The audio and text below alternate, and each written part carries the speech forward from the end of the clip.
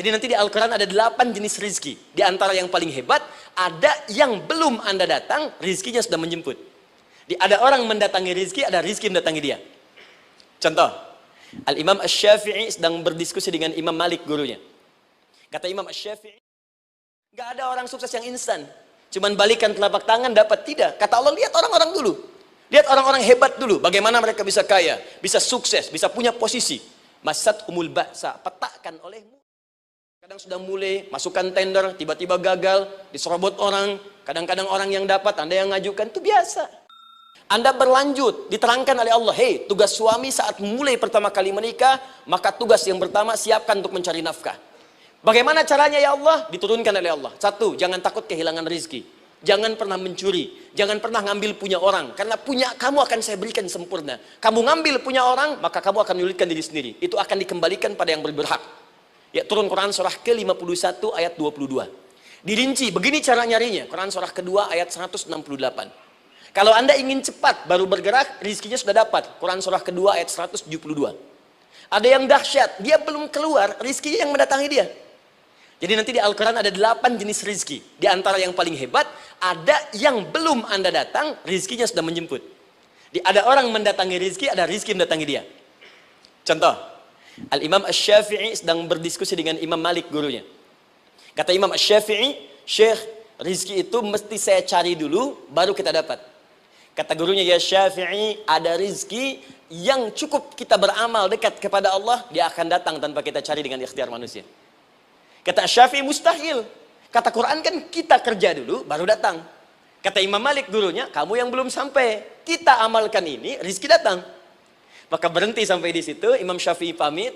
Di jalan tiba-tiba, beliau mendapati ada panen anggur, Pak, Bu. Terus dipanggil sama yang punya kebun. Ya, pemuda, katanya, sini. Mau bantu nggak? Kalau kamu bantu, kami berikan anggurnya. Maka beliau bantu, panen, petik. Sampai setelah selesai diberikan anggur yang besar-besar, hanum. Senyum, senang beliau. Ternyata senangnya bukan karena dapat anggur. Senangnya karena merasa pendapatnya benar. Kalau saya nggak bantu panen ini, nggak akan dapat saya anggur. Cuma karena saya bantu, saya diberi ini. Maka rasa senangnya inilah dibawa kemudian kepada gurunya, ingin laporan. Tapi perhatikan adabnya.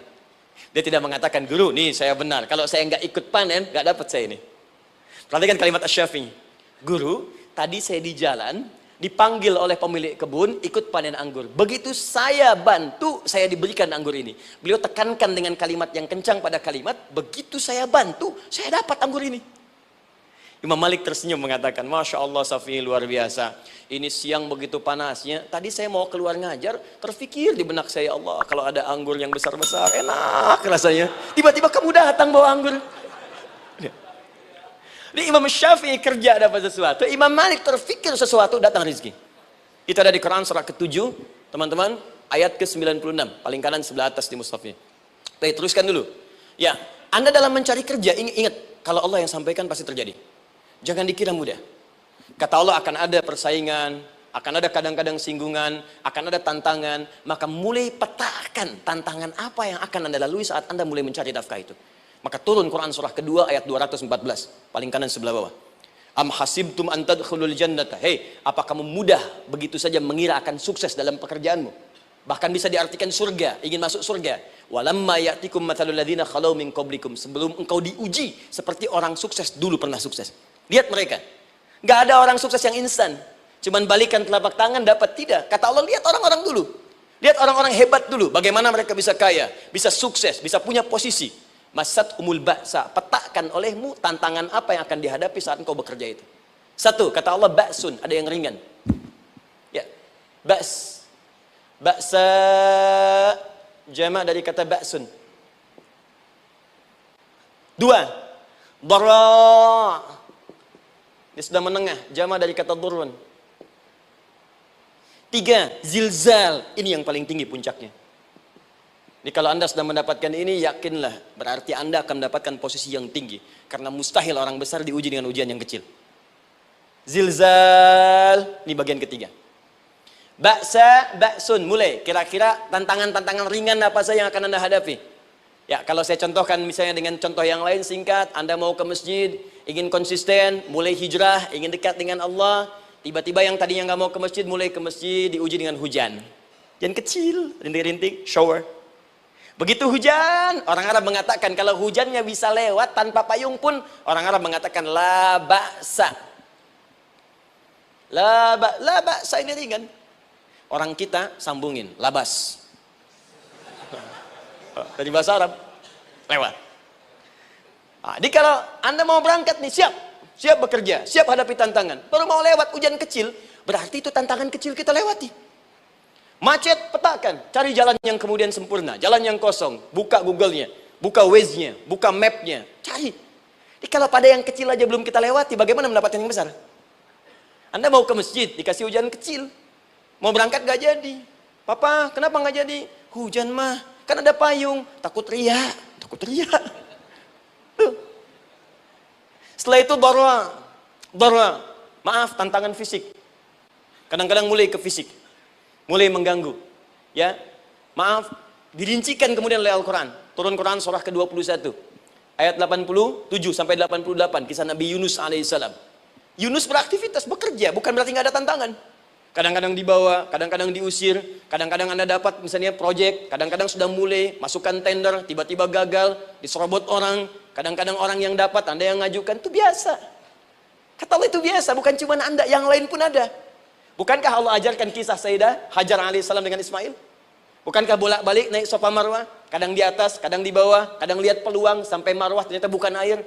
Terkadang Anda yang bekerja, tim yang lain yang mendapatkan karena kerja keras Anda, bisa jadi terjadi. Bukankah yang kerja keras Hajar yang dapat Ismail? Mungkin Anda yang konsep, yang dapat minyaknya orang lain.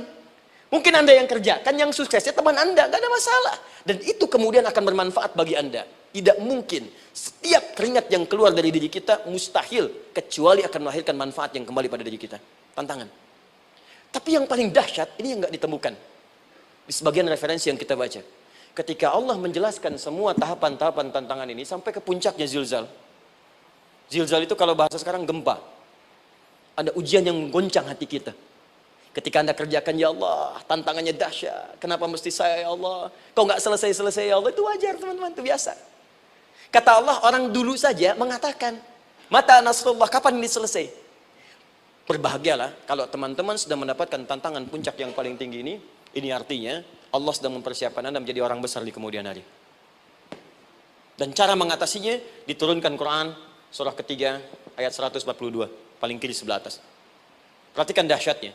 Yang pertama diterangkan tantangannya, yang kedua dijelaskan cara mengatasinya. Saya mau berhenti sampai di titik ini, nanti saya terangkan cara berinteraksi dengan Al-Quran. Ya, perhatikan baik-baik. Kata Allah, jika kelak engkau sudah bisa memetakan tantangan ini, maka siapkan solusi untuk mengatasinya. Ayatnya dibuka dengan kalimat yang sama persis. Saya pernah sampaikan teori ini di dua perusahaan besar di Indonesia. Yang pertama ada satu perusahaan, karena ini direkam saya nggak sebutkan perusahaannya, perusahaan otomotif besar, sedang turun gratis, kemudian juga ada inflasi yang tinggi. Terus saya terangkan teori Quran. Dia praktekkan berhasil, Pak. Padahal saat itu saya presentasi di depan non-muslim. Non-muslim. Sales-salesnya se-Indonesia dikumpulkan, saya bedah tentang ini. Dan mereka berhasil. Sampai sekarang naik lagi. Yang kedua sama, ini direkturnya juga non-muslim. Tapi nggak apa-apa, kita diskusi. Dan mau mendengar teori ini. Dan praktekkan, naik. Ya, dulu di satu perusahaan minyak juga. Sedang turun, karyawan semua dikumpulkan. Lalu kita bahas tentang ini, kita terangkan. Yang ini yang paling menarik dari Al-Quran. Kalimatnya sama persis. Quran surah ketiga ayat 142. Am hasibtum an tadkhulul jannata. Apa Anda duga akan begitu mudah mendapatkan kesuksesan dalam hidup? Tolong fokus baik-baik. Jangan selalu mengartikan jannah dengan surga. Karena asal kata jannah itu artinya kesuksesan, kebahagiaan yang belum tampak. Surga, kenapa disebut dengan jannah? Karena itu puncak kebahagiaan kita yang belum nampak sekarang. Saya kasih rahasia ya, ini antara kita saja nih. Kalau ada kata jim dengan nun di depannya, itu pasti tidak nampak, tersembunyi. Apapun tambahannya. Ya, misal, jin kenapa disebut dengan jin? Karena memang ketika diciptakan, dia tidak tampak, tersembunyi. Lawannya ins, karena itu kita disebut ins, karena saat lahir kita tampak. 18 kali disebutkan dalam Al-Quran. Ya ma'syaral jinni wal ins. Wa ma khalaqtul jinna wal ins. Jadi jin disebut jin karena memang fitrahnya tersembunyi, nggak nampak.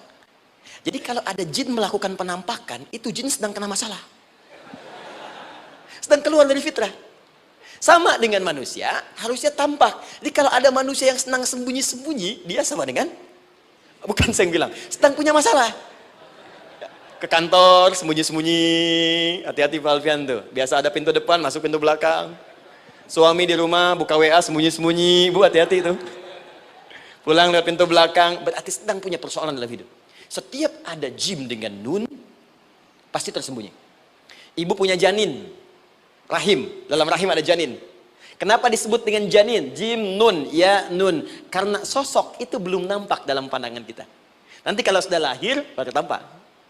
Jannah, kenapa disebut jannah? Karena belum tampak dalam pandangan kita, nanti kelihatan. Karena itu dalam Al-Quran, kata jannah itu tidak dikhususkan dengan surga.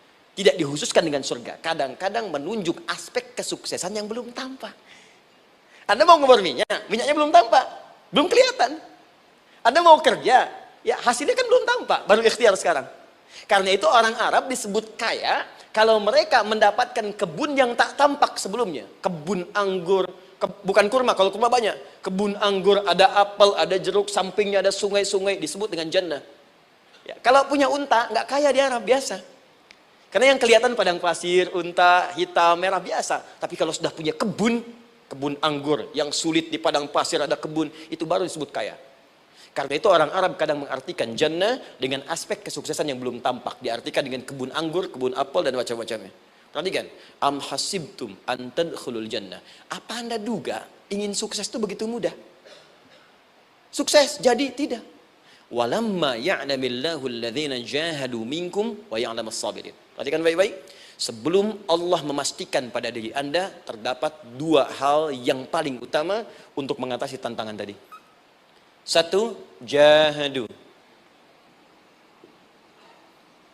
Kesungguhan. Serius. Jadi kalau mau sukses, mesti serius. Kerja serius. Cintai pekerjaan Anda. Ya, belajar anak-anak serius. Pastikan belajar dengan serius. Jangan cuma anak-anak duduk paling belakang, nggak pernah nanya, kadang ngantuk, pulang. Ujian, besoknya mau ujian, baru belajar. Ya, sistem SKS, sistem kebun. Ya, kadang-kadang sejam, Bu, Pak. Saya pernah ada orang di luar ngadu waktu di Libya, Ustadz, gimana ini orang Indonesia? Kenapa? Saya belajar 3 bulan. Besok mau ujian. Teman antum orang Indonesia pinjam catatan saya baru semalam. Dia dapat 8, saya 7,5. Saya bilang, Anda belum tahu sistem SKS itu. Baik, ya. Tapi itu bukan solusi. Begitu ujian selesai, ilmu lupa. Itu poinnya. Jadi kalau hanya sekedar ilmu dipakai untuk ujian, pada prakteknya nggak akan terpakai. Ini banyak anak sekolah sekarang hanya belajar untuk ujian saja. Padahal kalau dipraktekkan, kadang kaitan dengan agama tinggi, Bu, Pak. Fisika itu dengan agama itu tinggi. Gaya F1 sama dengan F2, gaya gerak sama dengan gaya dorong. Gaya sedikit, maka keluarnya sedikit. Pukul kencang, bunyinya kencang. Imannya kalau kuat, amalan jadi banyak. Iman sedikit, amal pun sedikit. F berbanding lurus dengan P, hukum Pascal. Gaya berbanding lurus dengan tekanan. Masuk bab akhlak. Makin banyak gaya, makin banyak tertekan. Nah itulah. Gaji 5 juta, gaya 10 juta, kan? Ini serius. Serius. Di divisi apapun Anda, saya 3 sepekan lalu lah takziah ke tempatnya Yang Habibie, terus diminta tausiah di sana. Dan saya perhatikan beliau termasuk yang paling serius ketika diberikan tugas apapun. Gak pernah diberikan amanah kecuali mencintai pekerjaan itu. Yang Habibie demikian. Ciri orang sukses itu serius. Tapi keseriusan itu, kata Allah petakan jadi 3 bagian lagi. Karena jahadu itu punya 3 turunan kata. Satu, keseriusan merencanakan, disebut ijtihad namanya. Punya rencana. Mappingnya apa? Stepnya apa? Oke, Anda ingin kerjakan sebuah proyek, baik, proyeknya berlangsung berapa lama? Target kita apa? Jangka panjangnya, menengahnya, jangka pendeknya. Kemudian apa tantangan yang akan dihadapi di setiap tahapan-tahapannya? Selesaikan. Bahkan saking pentingnya tahap perencanaan ini ditunjukkan oleh Allah langsung lewat sholat. Teman-teman masih ingat sholat pertama yang kita kerjakan setiap hari, sholat apa namanya? Subuh. Apa artinya subuh? Tuh, ini masalahnya. Ini kata Al-Quran sendiri ya, kata Al-Quran sendiri. Nanti akan ditemukan orang yang ibadah tidak paham apa yang dikerjakan dan dilakukan dalam ibadahnya. Contoh sholat. Kata Allah akan ada orang sholat yang saat sholat tidak mengerti apa yang ia baca dan ia lakukan dalam sholatnya. Jujur tanyakan pada diri kita. Sampai detik ini, dari sekian ribuan kali ruku dan sujud, berapa persen bacaan sholat yang kita pahami? Jangan-jangan kita ruku tapi nggak ngerti yang dibaca. Sujud tak paham yang diungkapkan. Bagaimana bisa khusyuk? Mustahil. Maka kembali ke sini. Kenapa sholat pertama itu disebut dengan subuh? Teman-teman, ternyata semua nama sholat dari subuh sampai isya, plus bacaan dan gerakan dari takbir sampai salam, itu bukan sekedar gerakan semata. Semua ada artinya, ada maknanya. Dan diajarkan oleh Nabi langsung. Subuh disebut dengan subuh. Ada dua kata. Satu, fajar. Quran surah ke-17 ayat 78. Inna Qur'an al-fajri kana mashhuda. Kedua, subuh di surat At-Takbir. Was-subhi idza tanaffas. Kenapa disebut fajar? Fajar itu pancaran positif, pancaran kebaikan. Jadi kalau yang baik disebut fajar. Kalau yang jelek disebut fujur.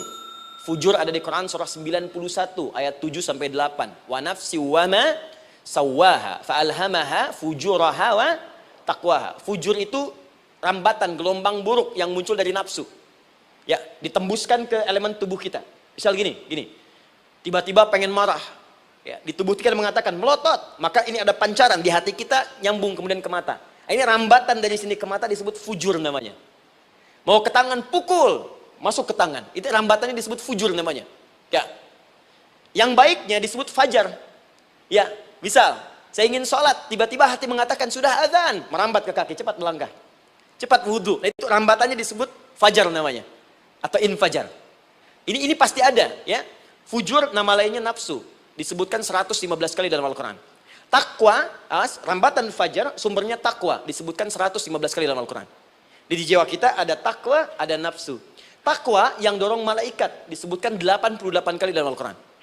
Nafsu yang dorong setan, disebutkan sama 88 kali.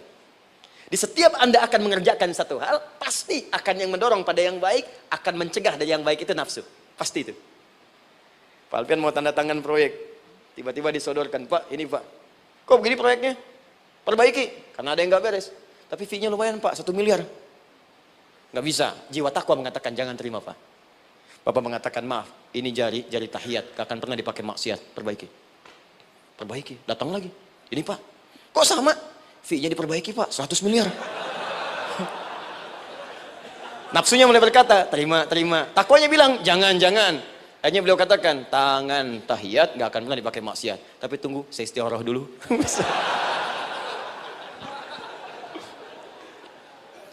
Nah, waktunya, ini salatnya disebut fajar. Kenapa disebut fajar? Karena saat kita tidur, terus dengar suara azan, Allahu Akbar, maka memancar dari iman kita, rambatan untuk merespon suara itu. Bangun kita untuk menunaikan salat. Waktunya disebut subuh. Kenapa disebut subuh? Dari kata asbah. Asbah itu artinya yang siap dengan rencana. Ya, orang Islam tuh nggak ada yang bangun dari tidurnya kecuali punya rencana jelas yang akan dieksekusi di hari itu. Makanya sebelum kita bekerja mengeksekusi itu, kita datang menghadap Allah supaya Allah berikan kemudahan di setiap aktivitas kita. Coba lihat manajemen Nabi. Bukankah sebelum tidur beliau istighfar dulu? Dirinci pekerjaannya, dicatat yang akan dikerjakan besok, istighfar 70 kali, 100 kali, sehingga dengan istighfar saat tidurnya tenang. Coba kita biasakan. Ada yang baca Quran, ada yang istighfar. Kalau nggak percaya silahkan cek. Begitu Anda lakukan, tidurnya enak. Besoknya rencana itu sudah siap. Makanya ketika bangun, siap jam 7 mau kemana, jam 8 ada di mana, jam 12 kerjakan apa. Sebelum mengerjakan itu, datang kepada Allah, sujud, ya Allah, saya punya rencana ini tolong mudahkan. Begitu caranya. Itu yang disebut dengan subuh. Nah, sekarang kembalikan peta hidup kita mau seperti apa ke depan. Ijtihad. Yang kedua, kalau sudah jelas konsepnya, visinya sudah ada, maka jihad. Yang kedua, jihad. Jihad itu eksekusinya, aksinya, actionnya, perjuangan fisiknya.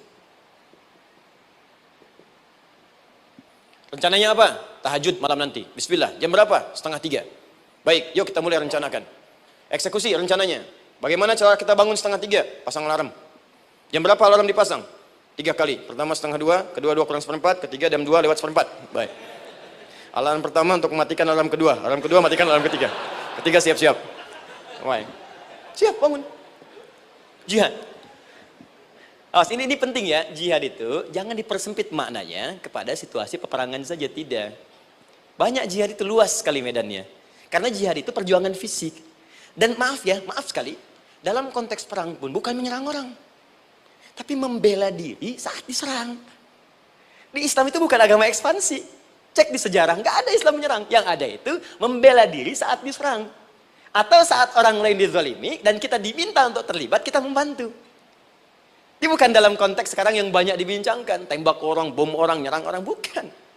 Itu waktu kejadian bom Tamrin itu pertama, saya di Lampung posisinya. Itu begitu meledak, tuar. Pertanyaan pertama Pak di Majelis Taklim, Ustaz, apakah bom di jalan Tamrin termasuk jihad fisabilillah? Saya bilang, Pak, sependek pengetahuan saya, jihad fisabilillah itu jihad di jalan Allah, bukan di jalan Tamrin. Kaidahnya beda. Nah, misal mencari nafkah itu jihad. Cari nafkah jihad. Quran surah keempat ayat 34, paling kiri sebelah atas. Tugas pertama ketika menikah, kata Allah, ar-rijalu qawwamuna 'alan nisa. Setiap lelaki itu diminta oleh Allah untuk mengatur bagian rumah tangganya. Jadi pemimpin di rumah tangganya. Ya bima faddalallahu ba'dahum 'ala ba'din, karena diberikan kemampuan untuk memimpin.